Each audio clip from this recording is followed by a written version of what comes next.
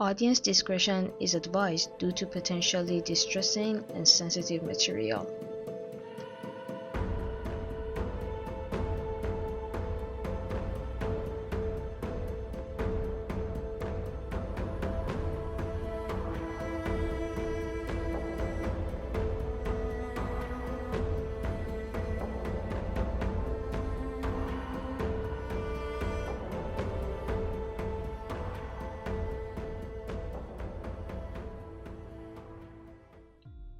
Susan Lucille Wright was born on April 24, 1976 in Houston, Texas to parents Sue Wella and Jimmy Lawrence Weck.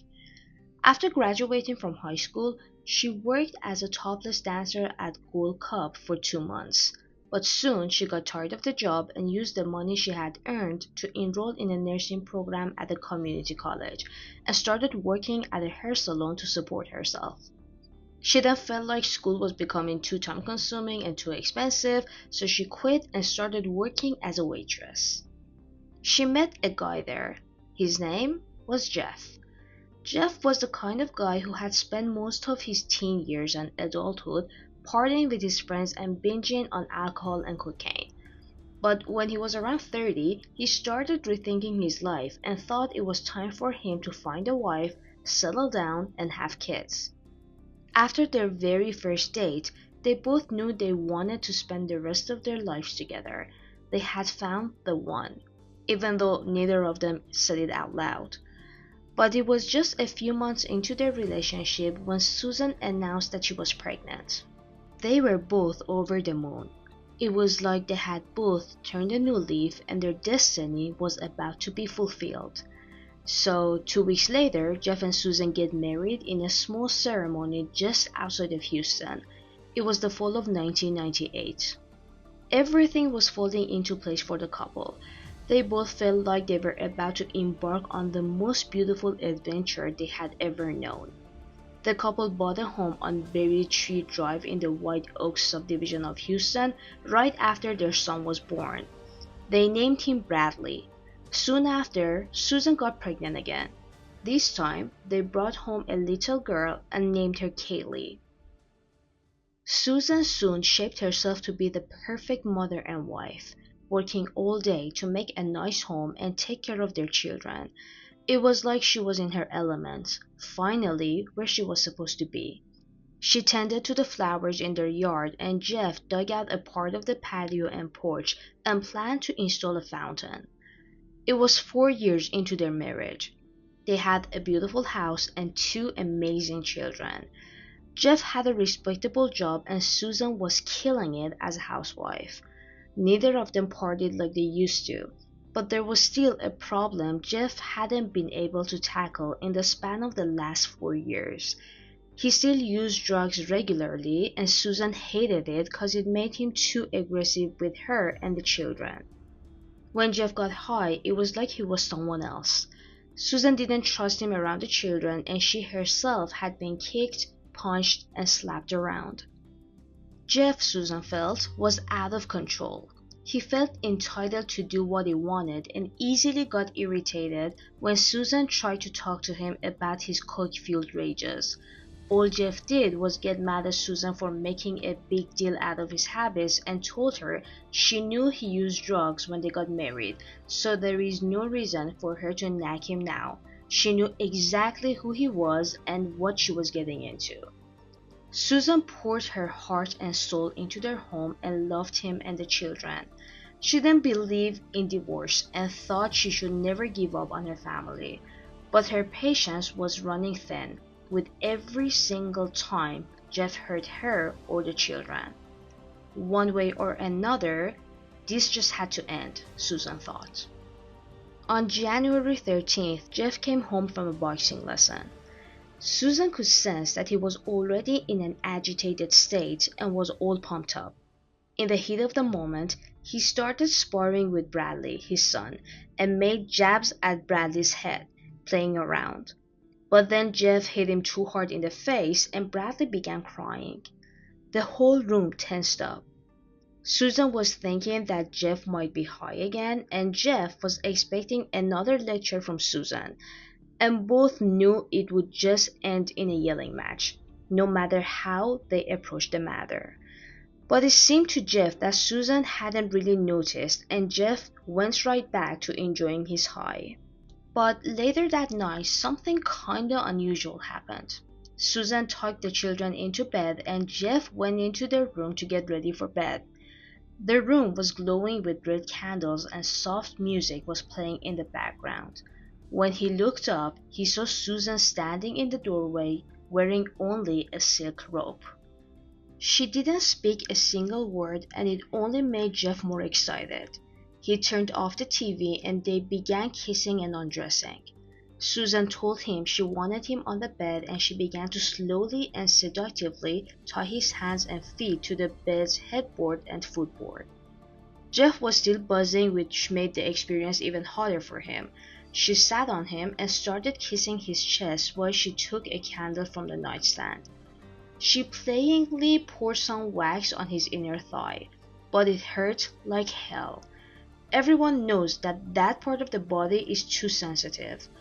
Jeff started yelling and screamed for Susan to stop and get off. This really hurt, but he couldn't move because he was still all tied up. But next, Jeff felt a horrible pain in his groin.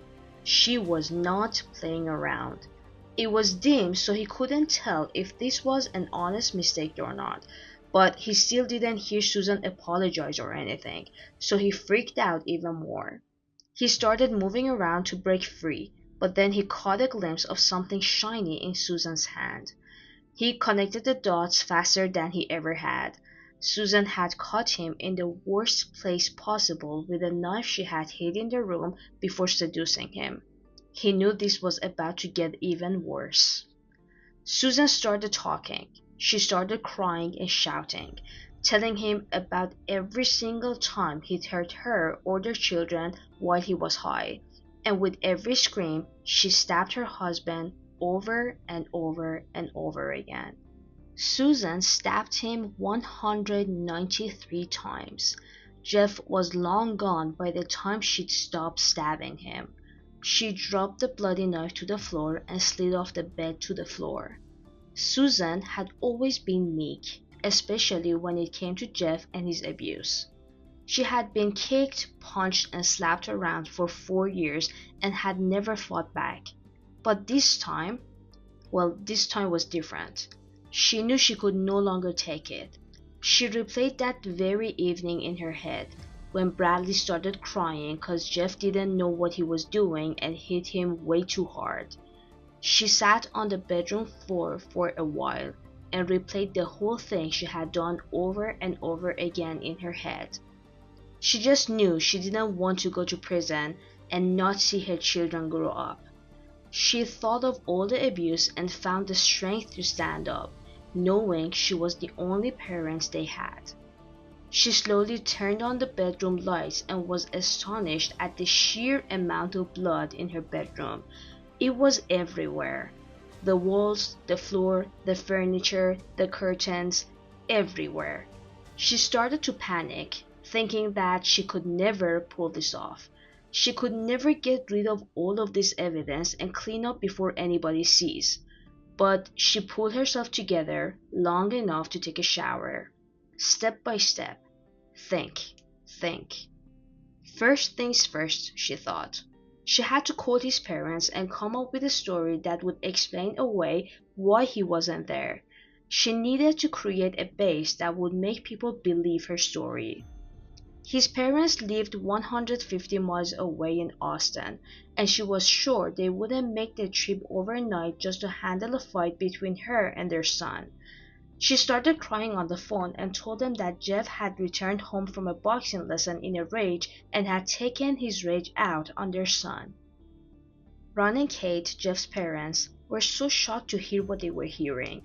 They didn't even know their son was doing drugs, especially after he'd gotten married and had children. They asked to speak to him immediately and get to the bottom of things. But Susan, as she had planned head-on, told them that Jeff had already stormed out and she believed he wouldn't be coming back. Susan burdened them with all they didn't know about their life. She cried for more than an hour, telling them about all the cocaine and marijuana and all the debt they were in because of his habits. After she felt like she'd convinced them enough to find her story credible, she hung up the phone. She had a lot to do. After all, their son's dead body was still lying on the bed in a pool of blood. Think. Susan didn't even have much time. It would be morning soon and she couldn't do anything even if she wanted to. She was running out of time and she was painfully aware of the fact that she was running out of time.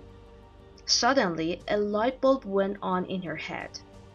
The hole Jeff had dug for the fountain. There was no time and it seemed like the perfect option for the time being. Honestly, it was her only option.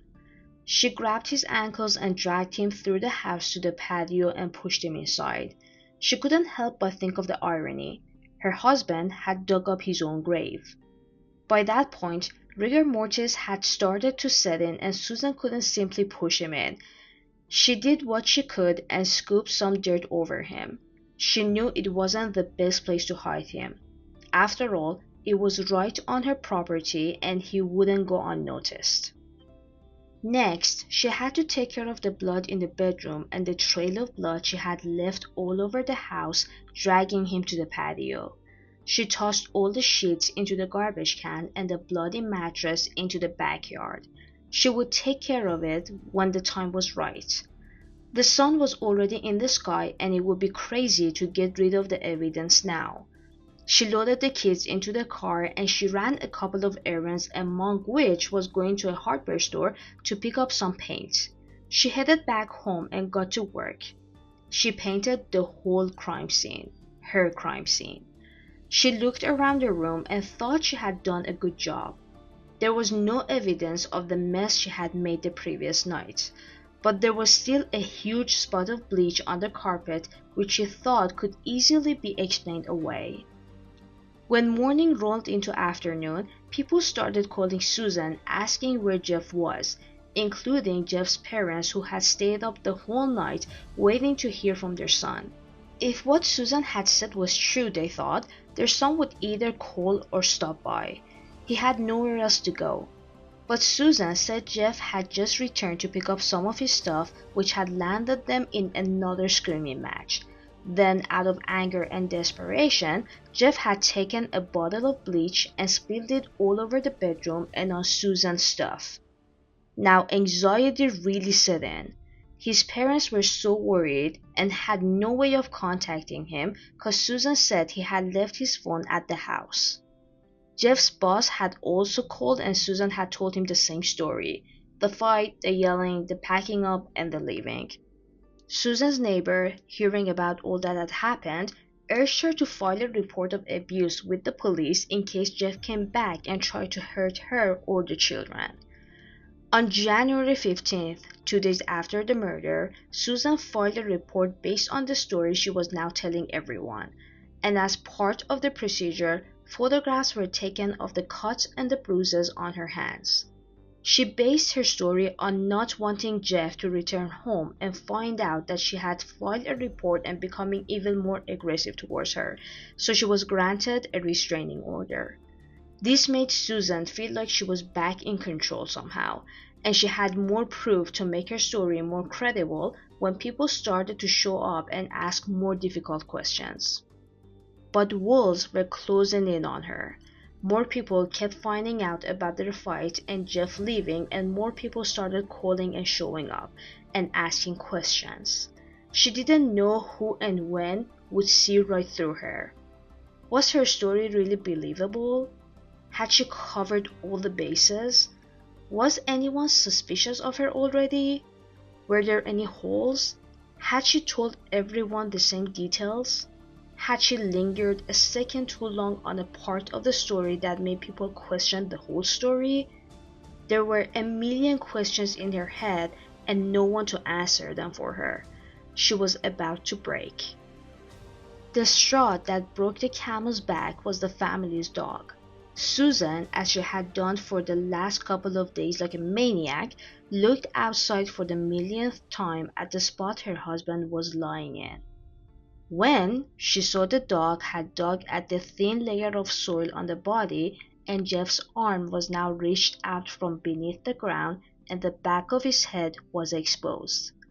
The worst part, the dog had pulled so hard on Jeff's hand to get it out of the hole that now his hand was chewed off and on the patio. It was like something right out of the movies. A hand just lying there. She once again loaded up the kids and drove to her mother's home. She told her about the fight, the restraining order, the abuse, the cleaning, and this only made her mom more confused. What was she saying? The cleaning? Finally, she looked up at her daughter and asked, "Susan, did you kill Jeff?" And Susan nodded, ever slightly. Her mom got to work right away, looking for someone to represent her daughter's case. Susan called her lawyer, Neil Davis, to come to her home where she admitted to everything. It was 5 days into the whole ordeal. Davis in return informed the Harris County District Attorney's Office, and soon there were police turning her house upside down looking for evidence. Beside the partially buried body, the investigators found ligature marks around the victim's wrists and ankles, a hunting knife nearby in a plant pot which was believed to be the murder weapon, and all things that Susan had simply had no time to get rid of, like the mattress, the sideboards, the headboard, and the footboard. It was a mess. Plus, the police found plenty of blood in the bedroom that was not visible to the naked eye, and found out there were actually 2 knives used on the victim. But there was no sign of Susan herself. Questioning her relatives, detectives found out that Susan had checked herself into a psychiatric facility and her children were safe with her sister, Cindy. Obviously, Susan pled not guilty and claimed she killed him in self-defense, stating that on that night, January 13, 2003, Jeff came home from a boxing class all high and hurt Bradley while trying to play with him. He played too rough. Susan then attempted to calm the situation and talk Jeff into seeking help for his addiction and anger issues, at which Jeff produced a knife and attacked her while screaming, "Die, bitch." But Susan wrestled it out of his grip and somehow tied Jeff up and lifted him up the bed. Fearing for her life and that he would kill her if he got out of bed, she started stabbing him. When questioned if this was the case, how did the victim end up with candle wax wounds on his groin, she said she accidentally hit the nightstand on which there were candles while she was trying to drag the body out of the room. As for the 2 knives, they said the attack on Jeff was so brutal that the first knife got stuck and broke in his head, and so Susan got another knife to finish the job.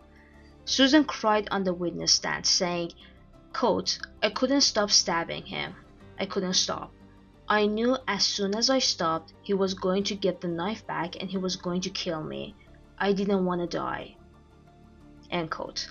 But the prosecutor, Kelly Seeger, who herself had grown up in an abusive household, did not take matters lightly and painted the 26-year-old Susan as a scheming wife who seduced her husband into bed, tied him up, repeatedly stabbed him, and then buried his body in their backyard in hopes of collecting a $200,000 life insurance policy, saying that the bruises on her hands were just a result of her banging herself up while stabbing Jeff and trying to get rid of the body and the evidence. She didn't believe Susan to be a battered wife who was trying to protect herself and her babies. She also went to lengths to provide the jury with examples of Susan's past, revealing that she had been a topless dancer who had no shame when it came to taking advantage of her husband.